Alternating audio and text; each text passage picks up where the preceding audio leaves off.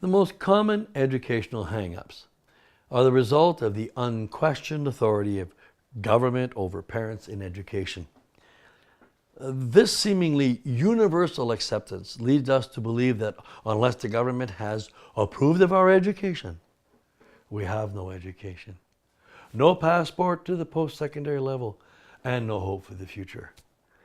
Somehow, not getting a high school diploma has been equated with educational suicide. This is an urban legend. Please understand that a high school diploma is simply not necessary to advance in life. The one and only thing that can be said of this diploma is that it took at least 12 years to get. No other guarantee is given or implied.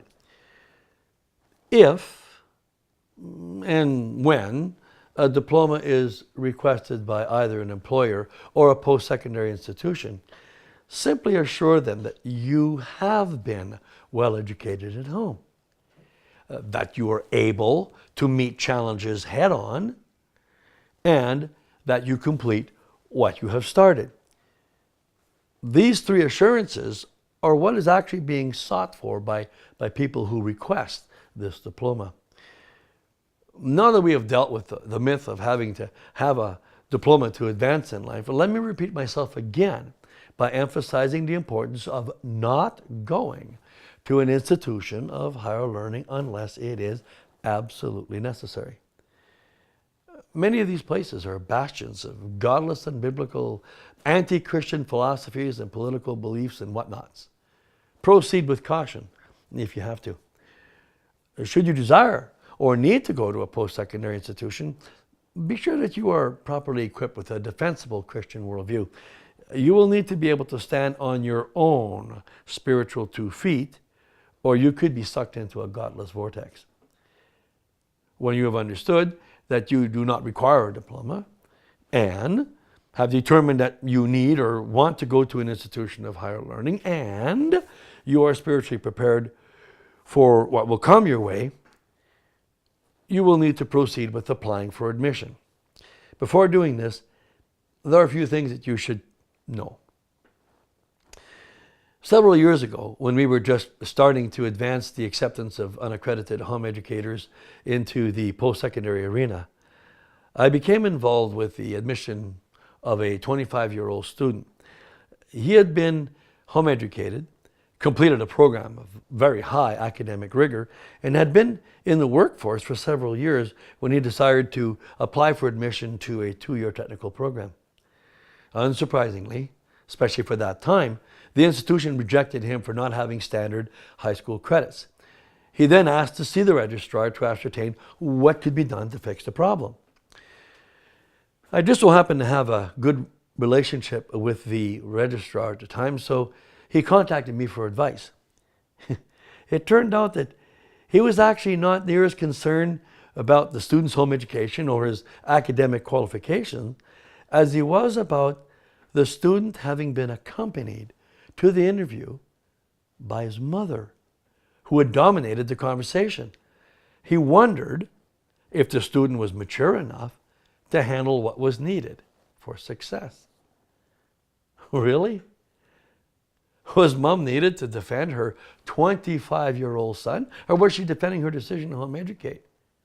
Neither was or is necessary. There's a moral to this story. Listen carefully. Unless you are prepared to do the entire admission process by yourself without the need to have your parents or somebody else back you up or defend you, don't even start. Speaking of interviews, let me make a few suggestions for that. Aside from advising you to go to it alone, a well-dressed, self-confident person who knows what he or she wants is bound to make a good impression. You should be firm, and you should also be considerate. Insist on speaking to someone who understands home education, and be prepared to back your claims to being qualified with a transcript, a portfolio, or some other proof of proficiency. Now, what should you do if you are not accepted? Well, for starters, don't take it as personal rejection. Failing to gain admission can be for any number of reasons, most of which can be fixed. If the problem is not having the prerequisite courses, get them. If it is because they don't understand home education, help them. If it is because the program is already full, plan to remind them enough time to make sure you are part of the program next year. In the meantime, go get some work. Earn some money towards the education so that you can get it without amassing debt. Accept rejection as a challenge to try harder next time. However, let's not omit a possibility.